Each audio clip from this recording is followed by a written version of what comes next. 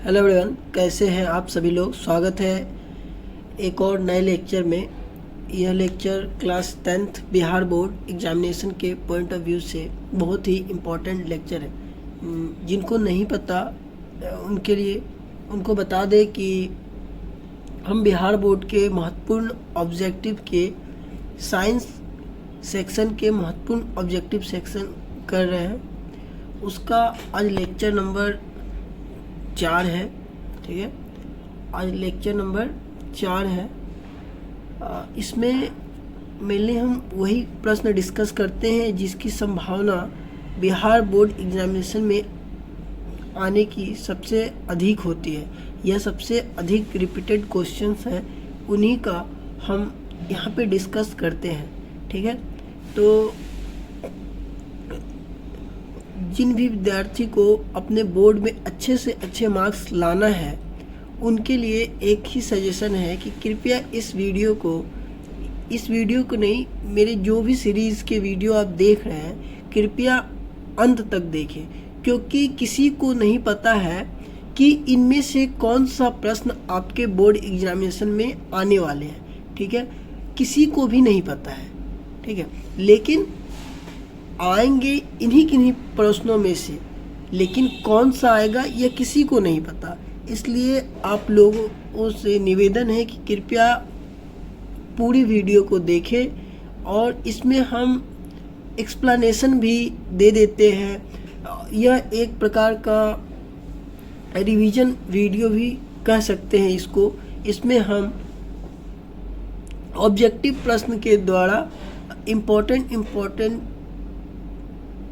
चीज़ों के रिवीजन भी कर लेते हैं, जो लगता है हमें कि आपके एग्जामिनेशन में आ सकते हैं, या ये इसकी पूछने की संभावना है, या यह एक ट्रिकी प्रश्न हो सकता है, तो उसको हम डिस्कस कर देते हैं। ठीक है,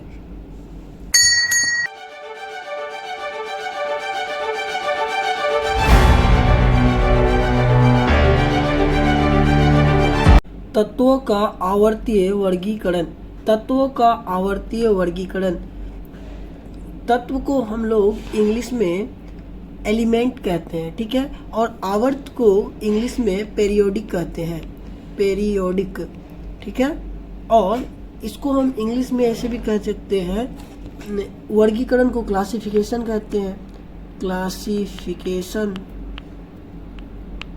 ठीक है, तो तत्वों का यानी पेरियोडिक क्लासिफिकेशन ऑफ एलिमेंट। ठीक है, तो आज के वीडियो में हम तत्वों के वर्गीकरण के बारे में बात करने वाले हैं। तत्वों के आवर्तीय वर्गीकरण की बात करने वाले हैं। ठीक है, इनके महत्वपूर्ण प्रश्न की बात करने वाले हैं। ठीक है, तो हमारा प्रश्न संख्या 1 है। आवर्त सारणी के उदग्र स्तंभ को क्या कहा जाता है? उदग्र स्तंभ को आवर्त सारणी में मेनली 2 स्तंभ होते हैं। एक ये वाले स्तंभ होते हैं उदग्र, और एक ये वाले स्तंभ होते हैं जो लेटे हुए होते हैं। ठीक है, तो यहाँ पूछ रहा है कि आवर्त सारणी में इस वाले स्तंभ को क्या बोलते हैं। तो इस वाले आवर्त सारणी में उदग्र स्तंभ को हम लोग वर्ग बोलते हैं। क्या बोलते हैं? वर्ग बोलते हैं। वर्ग की संख्या 18 है। वर्ग की संख्या 18 है। कितनी है? 18। प्रश्न संख्या 2, आवर्त सारणी के प्रथम वर्ग के सदस्य। आवर्त सारणी के प्रथम वर्ग के सदस्य है क्या है? क्षारीय धातु। क्या है? क्षारीय धातु। आवर्त सारणी के प्रथम वर्ग के सदस्य क्षारीय धातु है, जिसको हम लोग एल्कली मेटल कहते हैं। ठीक है, एल्कली मेटल कहते हैं। आपको हम कुछ टर्म भी बताते जाते हैं, ताकि जब आप आगे 11th-12th में जब साइंस रखे तो ऐसा ना लगे कि ये सुना हुआ नहीं है, क्योंकि इसके बाद अगर क्लास 10th के बाद भी क्लास 10th के साथ साथ भी आप अगर बहुत सारे एग्ज़ाम होते हैं जिनके बारे में हम कभी डिस्कस करेंगे, वो भी आप देना चाहते हैं तो उसमें प्रश्न इंग्लिश में भी हो सकते हैं, या जो टर्म होते हैं साइंस के जो टर्म होते हैं वो जनरली इंग्लिश में ही पूछ लिए जाते हैं। तो अगर आप कभी इस सिचुएशन में भी हो तो आपको ऐसा ना लगे कि हम एल्कली मेटल कभी सुने नहीं हैं, हम तो क्षारीय धातु सुने हैं, तो इस प्रकार का दिक्कत ना आए इसीलिए हम आपको बता दिए, ठीक है। और बीच बीच में बताते रहेंगे जहाँ जहाँ लगेगा कि आपको यह जानना जरूरी है, ठीक है। प्रश्न संख्या 3 में है, आवर्त सारणी में शून्य समूह तत्व है, शून्य समूह का तत्व है। तो आवर्त सारणी के समूह में शून्य तत्व जिसको हम लोग zero gas, inert gas, zero group, ये सभी बोलते हैं। तो वो कौन है? हीलियम है, ठीक है। हीलियम 14 मीथेन में कितने सहसंयोजक आबंध होते हैं? मीथेन में कितने सहसंयोजक आबंध होते हैं? तो मीथेन में 4 सहसंयोजक आबंध होते हैं। मीथेन में 4 सहसंयोजक आबंध होते हैं, ठीक है। प्रश्न संख्या 5, आधुनिक आवर्त सारणी में तत्वों के वर्गीकरण का आधार है। आधुनिक आवर्त सारणी वो जो जे मोस्ले साहब ने इसको दिए थे, ठीक है, जो कि परमाणु संख्या के आधार पर है। किसके आधार पर है? परमाणु संख्या के बढ़ते क्रम के, इंक्रीजिंग ऑर्डर के आधार पर है, ठीक है। इससे पहले कौन दिए थे? मेंडलीव ने दिया था, ठीक है। तो हमको ये याद रखना है कि आधुनिक आवर्त सारणी या मॉडर्न पीरियोडिक टेबल तत्वों का आधार का वर्गीकरण क्या है? तो वह है परमाणु संख्या, ठीक है। अमोनिया के अणु में नाइट्रोजन एवं हाइड्रोजन का परमाणुओं का संख्या का अनुपात क्या है?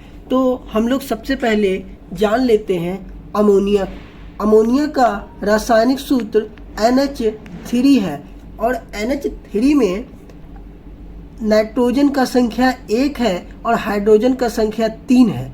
नाइट्रोजन की संख्या 1 है और हाइड्रोजन की संख्या 3 है। तो इनमें बोल रहा है नाइट्रोजन और हाइड्रोजन की, तो नाइट्रोजन और हाइड्रोजन की अनुपात कितना हो जाएगा? तो 1:3 हो जाएगा, ठीक है। अब प्रश्न संख्या 7 में लोहे की परमाणु संख्या है, ठीक है। प्रश्न संख्या 7 क्या बोल रहा है कि लोहे की परमाणु संख्या है। तो लोहे की परमाणु संख्या 26 है। लोहे को Fe भी बोलते हैं। क्या बोलते हैं? Fe। लोहे का रासायनिक नाम Fe है, ठीक है। Fe या फेरस, ठीक है। फेरस, Fe, आयरन, ये सभी एक ही किसका नाम है? लोहे का नाम है, ठीक है। अब प्रश्न संख्या 8, आधुनिक आवर्त सारणी में वर्गों की संख्या, आधुनिक आवर्त सारणी में वर्गों की संख्या, उदग्र स्तंभ की संख्या कितनी है? तो आधुनिक आवर्त सारणी में ये जो पीरियोडिक टेबल है इसमें ये ऐसे जो है उदग्र स्तंभ जो खड़े हैं उसका, ये जो खड़े हैं इनकी संख्या कितनी है? तो इसकी संख्या 18 है, ठीक है। और ये जो खड़े हैं अभी प्रश्न संख्या 1 में शायद हम लोग बात, उसमें प्रश्न प्रश्न संख्या 1 में पूछा था कि वर्ग किसे कहते हैं, तो हम लोग जाने थे इसको वर्ग कहते हैं। ठीक है, जो ऊपर की ओर होता है, ठीक है, खड़ा होता है, उदग्र होता है, स्तंभ के रूप में होता है। ठीक है, उसको क्या बोलते हैं?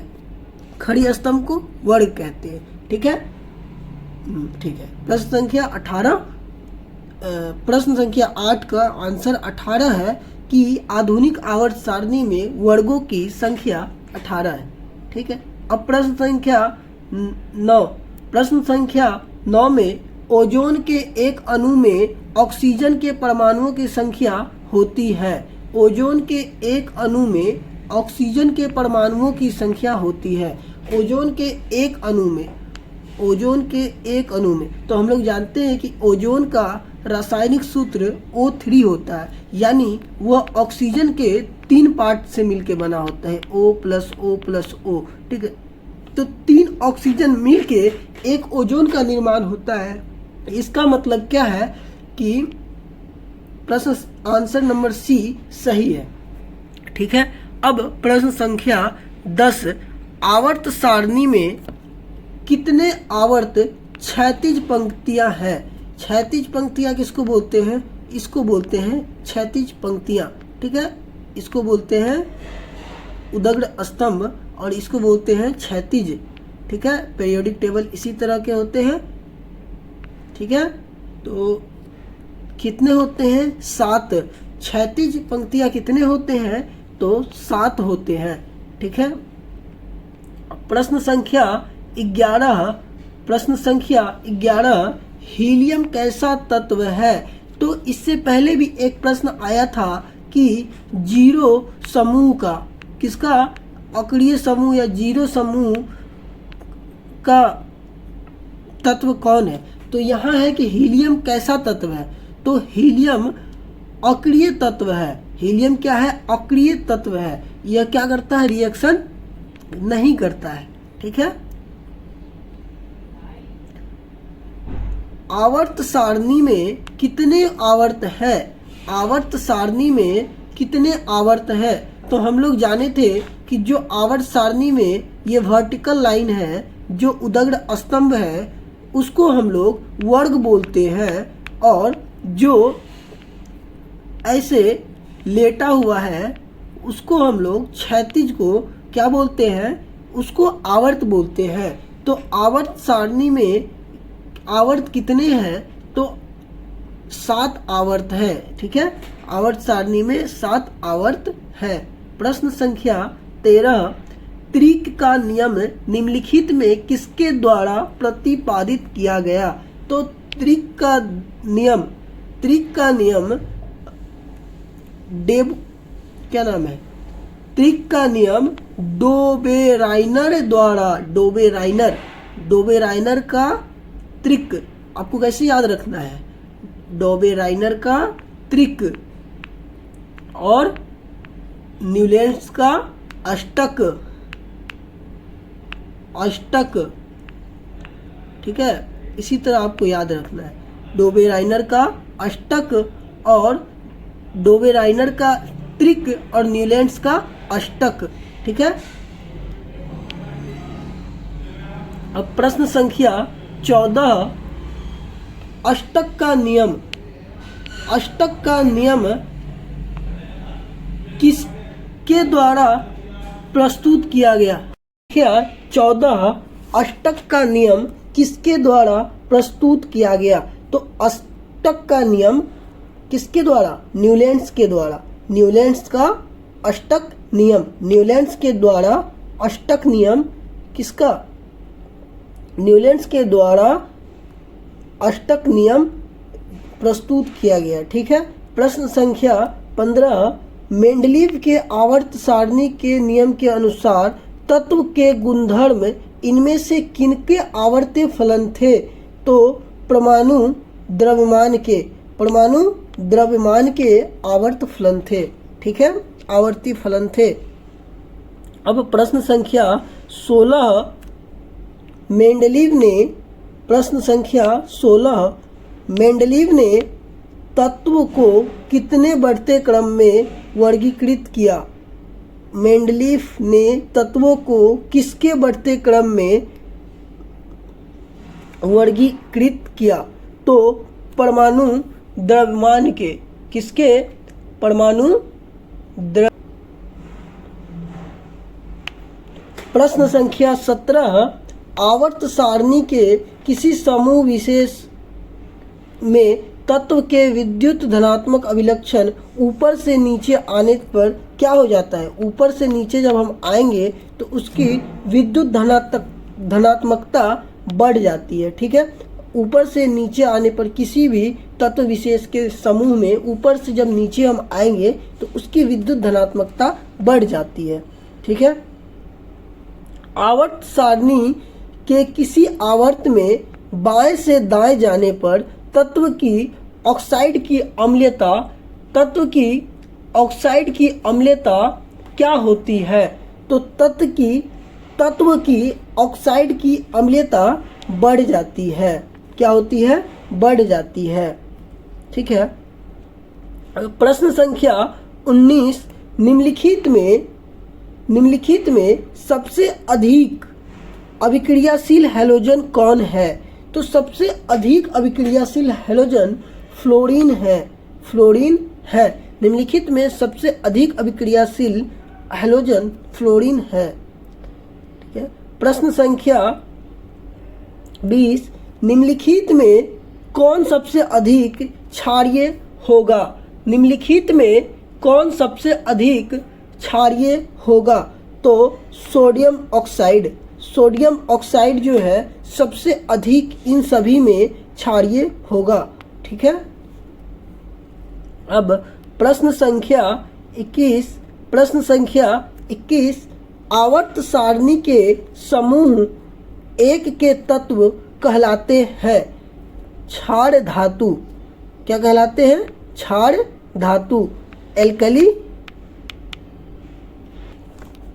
क्या कहलाते हैं? Alkali metal. ठीक है, प्रश्न संख्या 22, मैग्नीशियम आवर्त सारणी के किस समूह का सदस्य है? मैग्नीशियम आवर्त सारणी के किस सदस्य का समूह है? मैग्नीशियम आवर्त सारणी के किस समूह का सदस्य है? तो मैग्नीशियम जो है आवर्त सारणी के दूसरे नंबर का समूह है, समूह 2 का सदस्य है। ठीक है, प्रश्न संख्या 24, तत्वों के निम्नलिखित जोड़ों में किनके रासायनिक आचरण केमिकल बिहेवियर समान है? तो किनके? जिनके फैमिली सेम होंगे उनके क्या होंगे? बिहेवियर भी सेम होंगे। तो इनमें नाइट्रोजन और फास्फोरस के क्या है? केमिकल बिहेवियर सेम है। प्रश्न संख्या 24, निम्नलिखित तत्वों में से किसकी संभावना है कि यह अधात्विक अभिलक्षण को प्रदर्शित करता है? निम्नलिखित तत्वों में से किसकी संभावना है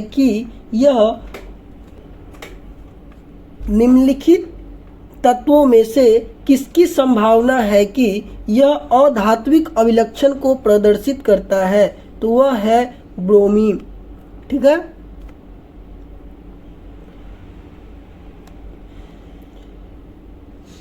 आधुनिक आवर्त सारणी का दीर्घतम रूप किसकी प्रस्तुतिकरण है?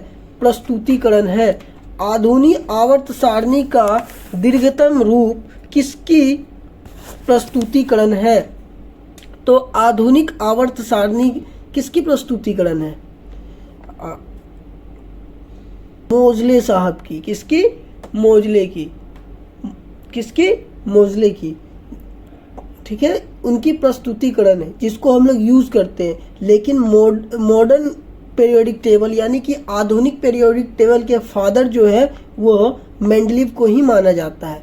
ठीक है, अब प्रश्न संख्या 26 नहीं है, प्रश्न संख्या 27 में बात करते हैं, निम्नलिखित तत्वों में कौन सबसे अधिक धात्विक गुणधर्म को प्रदर्शित करता है? तो क्लोरीन, फ्लोरीन, ब्रोमीन और सल्फर। तो क्लोरो, फ्लोरो, ब्रोमो जो सबसे ऊपर होगा तो वो सबसे, निम्नलिखित में कौन सबसे अधिक अधात्विक गुणधर्म को, यहाँ ध्यान से पढ़िए, इसको अधात्विक लिखा है। अगर धात्विक बोलता तो जो सबसे नीचे होता है पीरियोडिक टेबल में वो क्या होता है, सबसे जल्दी क्या करेगा, इलेक्ट्रॉन को लूज कर देगा। तो जो सबसे जल्दी इलेक्ट्रॉन को लूज कर देगा तो वो ज़्यादा धात्विक हो गया, जो लेट से लूज करेगा तो वो कम धात्विक हुआ। तो bromine is the right answer. ठीक है, ब्रोमीन क्या है, ब्रोमीन इसका सही आंसर है कि ब्रोमीन जो है वह अधात्विक गुण को प्रदर्शित करता है सबसे अधिक इन सभी में से।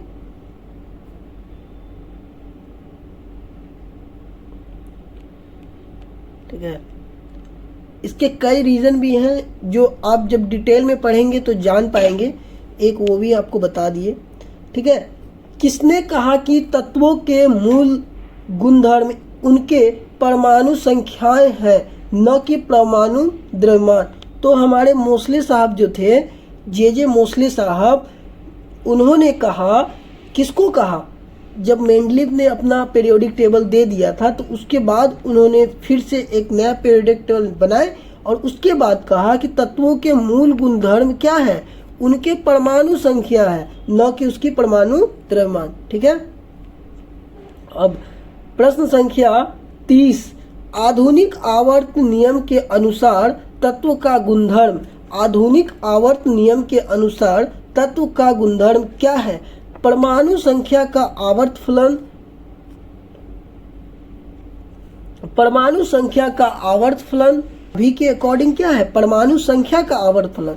लेकिन जो मेंडलीव का था उनके अकॉर्डिंग क्या था, परमाणु द्रव्यमान का था। ठीक है,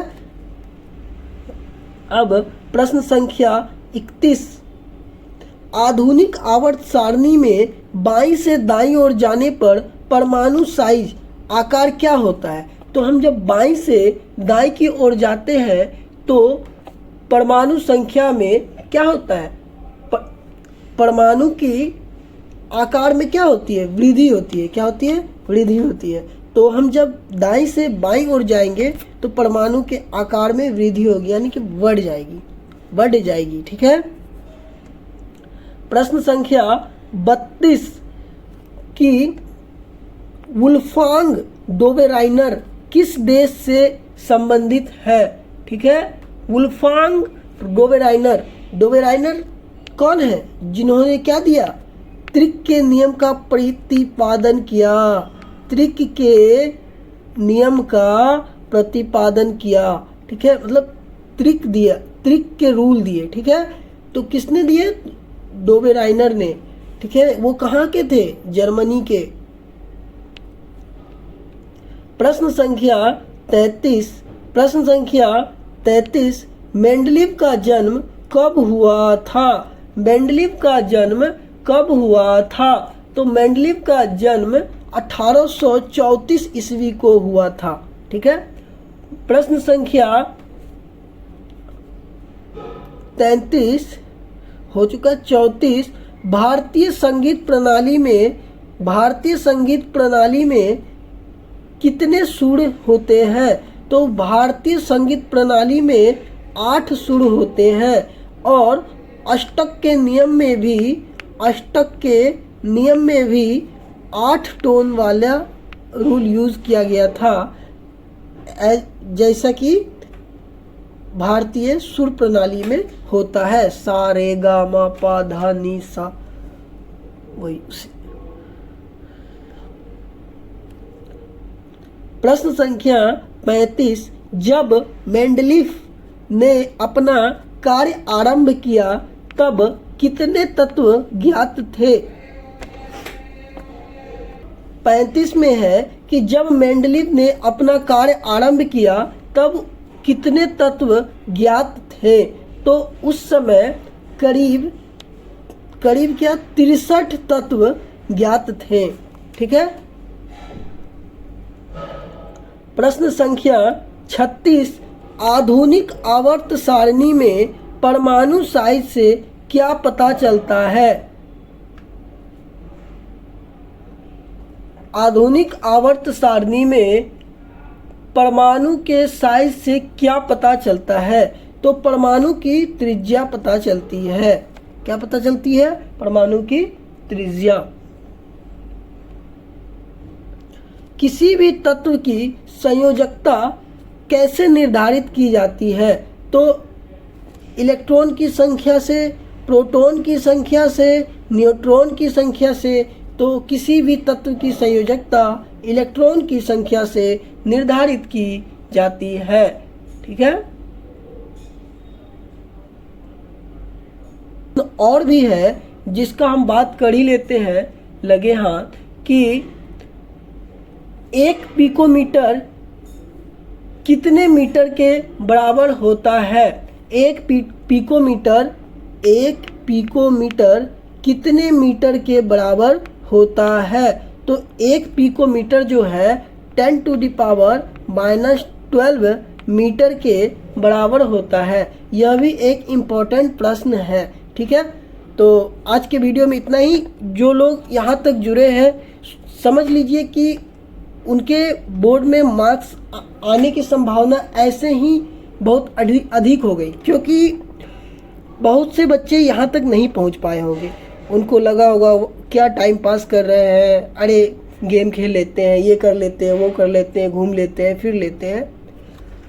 और जो अभी मेरे साथ बैठ के इस वीडियो को देख के रिवीजन कर रहे होंगे और यहाँ तक पहुँचे होंगे, क्योंकि किसी भी चीज़ को शुरू करना इम्पोर्टेंट नहीं है, उस चीज़ को अगर ख़त्म कर दे तो ज़्यादा चांस हो जाता है कि हम सक्सीड कर जाए। ठीक है। तो इसका मतलब है कि आप अपने टारगेट मार्क्स या अपने सक्सेस के बहुत ही करीब पहुंच चुके हैं। ठीक है। तो आज की वीडियो में इतना ही। फिर हम अगले वीडियो में फिर नए चैप्टर के ऑब्जेक्टिव प्रश्न लेके आते हैं। तब तक के लिए ओके बाय।